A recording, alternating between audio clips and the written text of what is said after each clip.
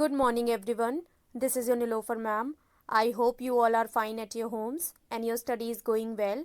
So, as you all know that we are doing the syllabus of internal assignment B1 and our subject is English grammar. In today's video, we are starting a new lesson and the lesson is lesson 19 relative clauses. So, in today's video, I will explain you about relative clauses only. So, clause is clear to all of you that it is a group of words which has a subject and a predicate. जो आपका clause होता है वो शब्दों का एक समूह होता है which contains a verb also and which contains a subject also. It has a sense but sometimes it cannot make a complete sense, so that's why there are two types of clauses. First is independent clause, which is also called main clause. A clause which does not need any other clause to complete its meaning is called main clause and independent clause. एक ऐसी clause जिसे अपना sense complete करने के लिए किसी दूसरी clause की ज़रूरत नहीं होती है, that is called independent clause or main clause. Second clause is subordinate clause, which is also called dependent clause. So a clause which needs the main clause to complete its meaning is called subordinate clause or dependent clause. सो एक ऐसी clause जिसे अपना meaning complete करने के लिए main clause की जरूरत होती है, that is called subordinate clause or dependent clause. So what is relative clause? So relative clauses are a type of adjective clause. So as you all know that there are three types of clauses, that is noun clause, adjective clause and adverb clause. So the relative clauses are a type of adjective clause only. How? Let's see. A relative clause is a subordinate clause, means it is a dependent clause. It needs the main clause to complete its meaning. सबसे पहली बात, a relative clause is a subordinate clause that gives us specific information about the person or thing we are talking about in the main clause. जो relative clause होती है वो एक dependent clause होती है जो हमें स्पेसिफिक इंफॉर्मेशन देती है किसी एक व्यक्ति के बारे में, किसी एक चीज़ के बारे में, जिसके बारे में हम मेन क्लॉज में बात कर रहे हैं. Means that is a subordinate clause, it will come after a main clause.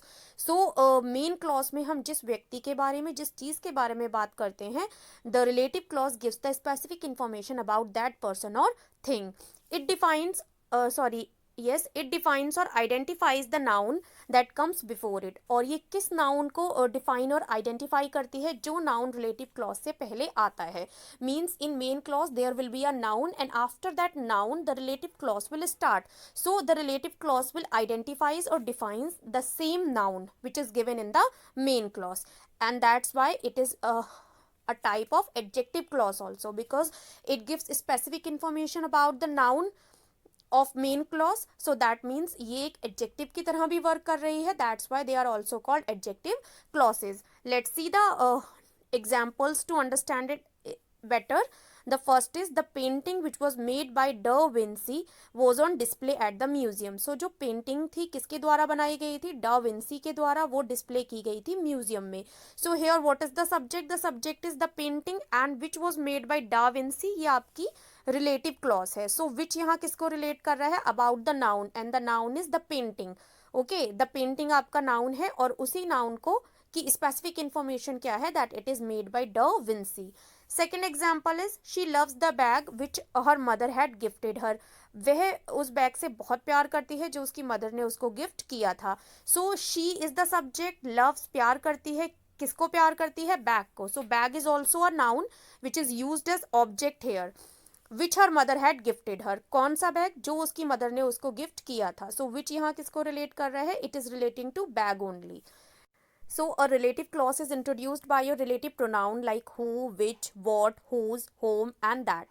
एक रिलेटिव क्लॉज जो होती है वो इंट्रोड्यूस की जाती है रिलेटिव प्रोनाउन के द्वारा, जैसे कि who, which, what, whose, whom and that. इसके साथ ही it is also introduced by a relative adverb also, that is why, when and where. So use of relative pronouns and adverbs in relative clauses. किस तरीके से relative pronouns and relative adverbs का use किया जाता है relative clauses में? So we will discuss about it. So the first relative pronoun, that is who. We use who in a relative clause when we are talking about a person and not a thing. हम relative clause में who का use तब करते हैं when we are talking about a person, जब हम किसी व्यक्ति के बारे में बात कर रहे हैं and we are not talking about a thing. हम किसी चीज़ के बारे में बात नहीं कर रहे हैं. So the example is, do you know the lady who transports excess food from wedding venues to orphanages? क्या तुम उस लेडी को जानते हो जो ट्रांसपोर्ट करती है एक्सेस फूड, मीन्स जो ज़्यादा फूड होता है, फ्रॉम वेडिंग वेन्यूज़, यानी शादी के जो वेन्यूज़ होते हैं वहाँ से ऑर्फनेजेस यानी अनाथालय में ट्रांसपोर्ट करती है. So here we have used who. As you can see in the first example, who transports excess food. So here we are talking about a person, that's why हमने who का use किया है relative clause में. Second is a man who was helping the fisherman anchor their boats, rescued the drowning child. So a man who was helping the fisherman, एक व्यक्ति जो fisherman की help कर रहा था, एंकर देयर बोट्स, उनकी boats को सहारा दे रहा था, रेस्क्यूड द ड्रोनिंग चाइल्ड, उसने डूबते हुए बच्चे को बचाया. So here a man who was helping the fisherman. We are talking about a person, so that's why we have started the relative clause with a relative pronoun, and that is who. Third example is we met the girl who sells exquisite handcrafted lace covers in the market.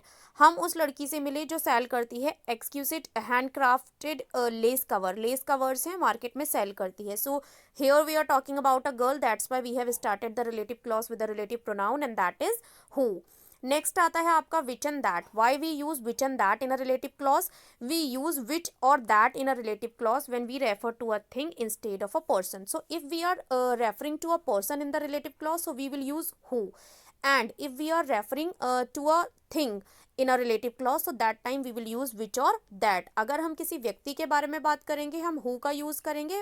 If we are talking about a thing we will use which and that. So the first example is I am looking for the book which was kept on the coffee table. मैं उस book को ढूंढ रहा हूँ जो coffee table के पास रखी गई थी.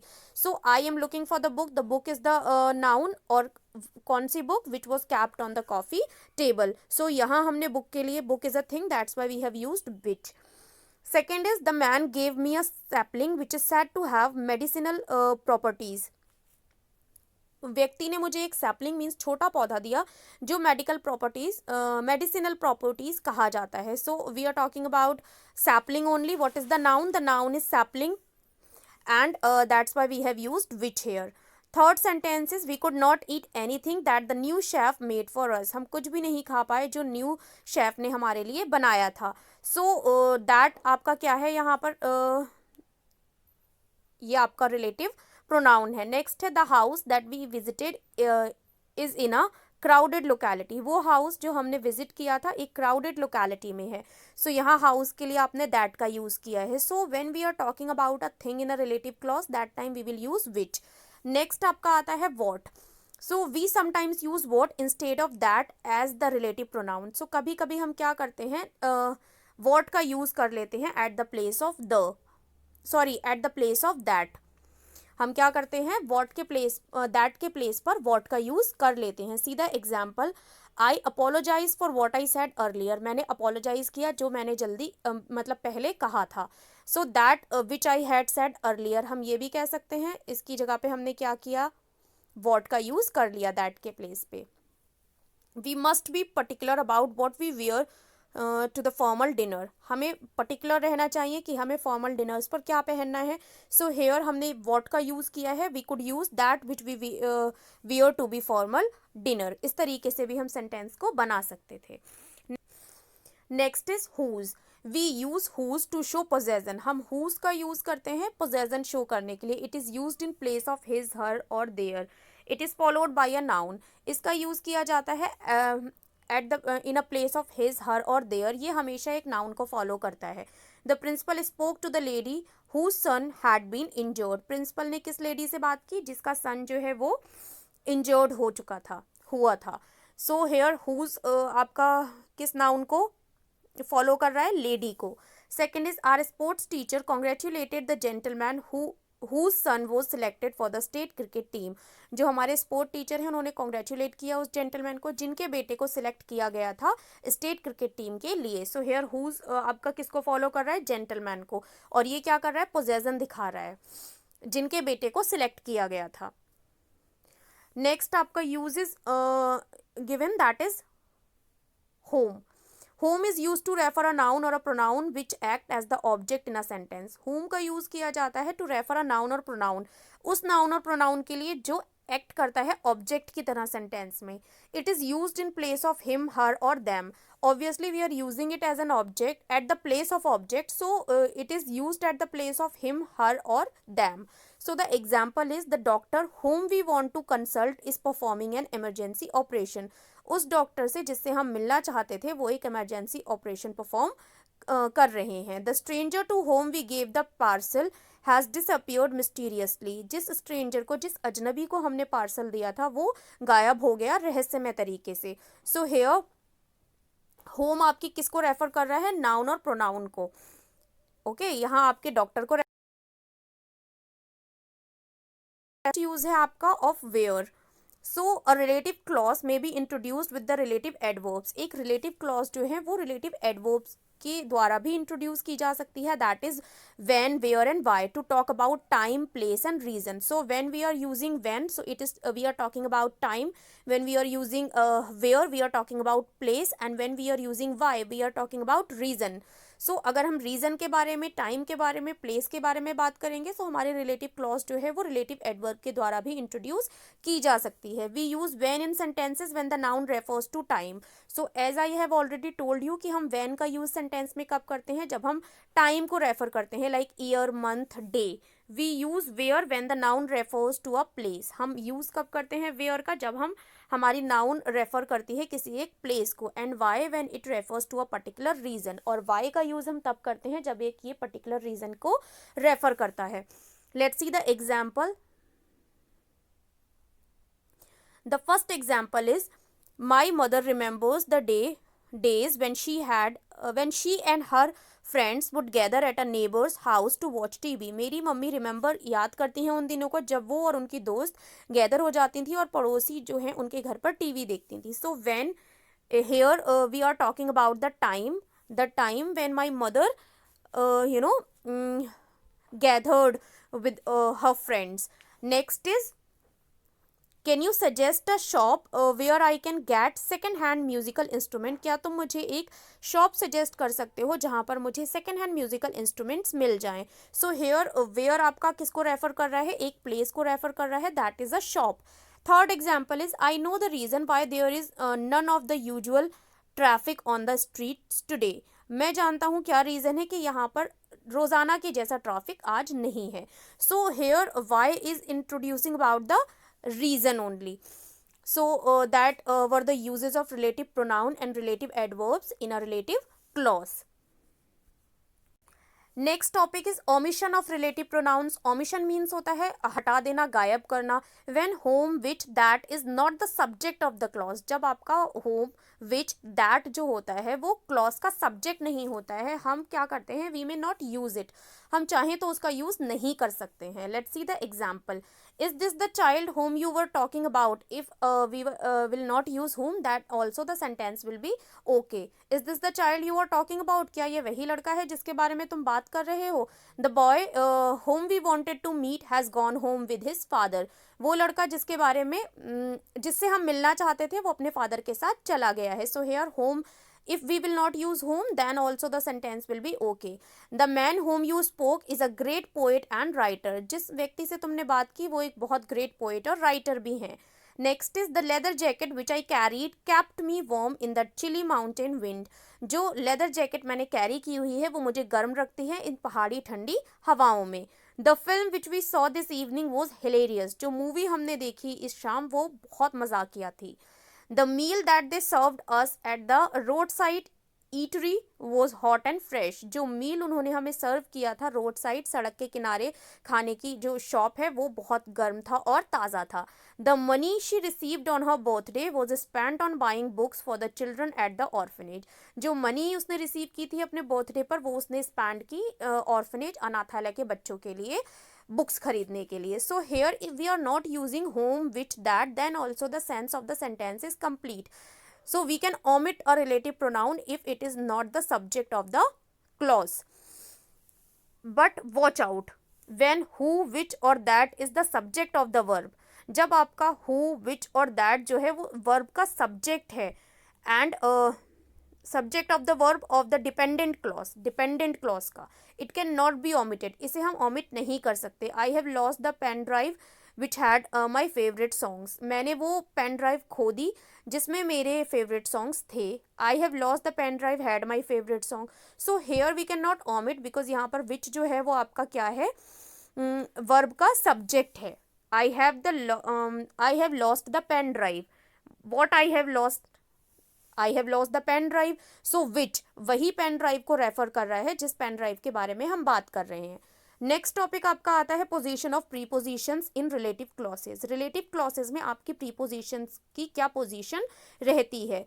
इन informal writing the preposition comes after the verb. अगर हम इनफॉर्मल राइटिंग के बारे में बात करें तो जो प्रीपोजिशन होती है वो वर्ब के बाद आती है।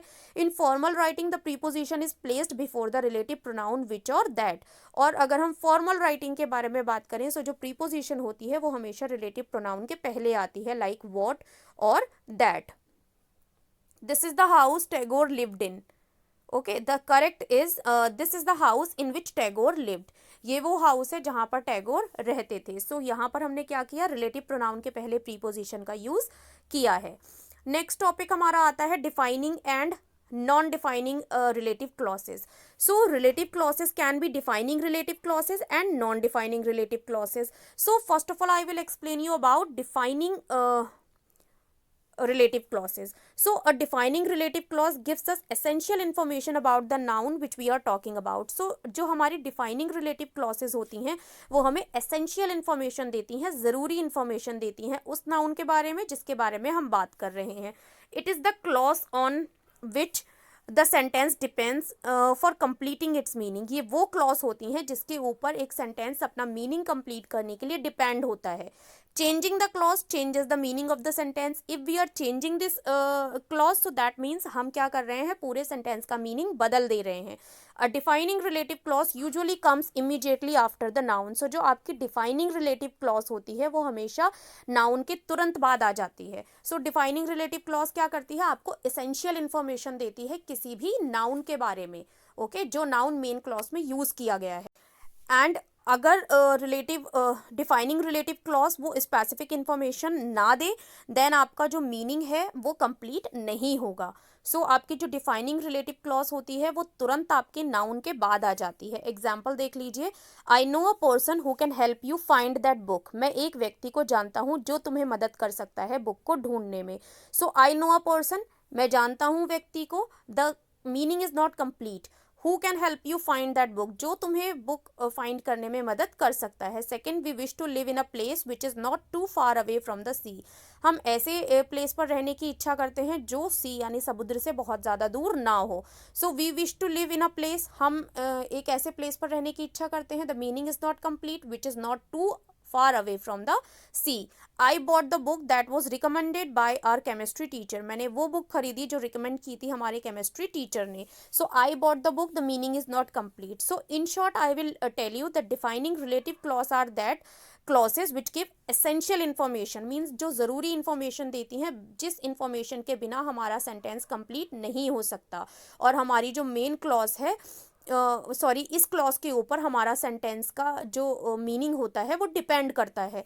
नेक्स्ट आती है आपकी a non defining relative clause. So non defining relative clause क्या होती है, gives us extra information about a person or thing. Means sufficient information हमारे पास ऑलरेडी मौजूद है और जो नॉन डिफाइनिंग रिलेटिव क्लॉज है वो हमें एक्स्ट्रा इन्फॉर्मेशन दे रही है किसी व्यक्ति और चीज़ के बारे में। We already know which person or thing is being referred to in the sentence. हम पहले से ही जानते हैं कि किस व्यक्ति और पर्सन को रेफर किया जा रहा है सेंटेंस में, and the sentence continues to make sense without it.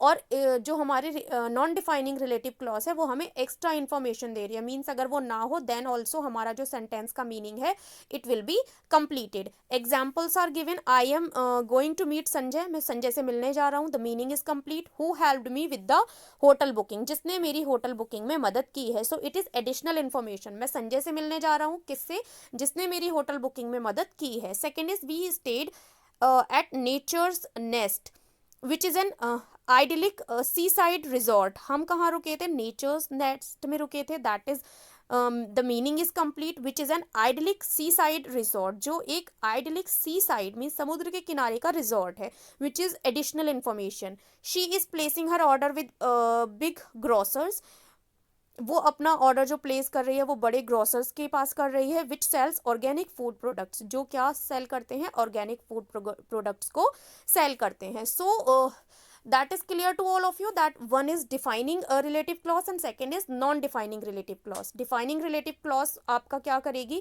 essential information देगी जिसके बिना आपका sentence जो है वो complete नहीं होगा, और इस clause के ऊपर आपका sentence depend करता है अपना meaning complete करने के लिए.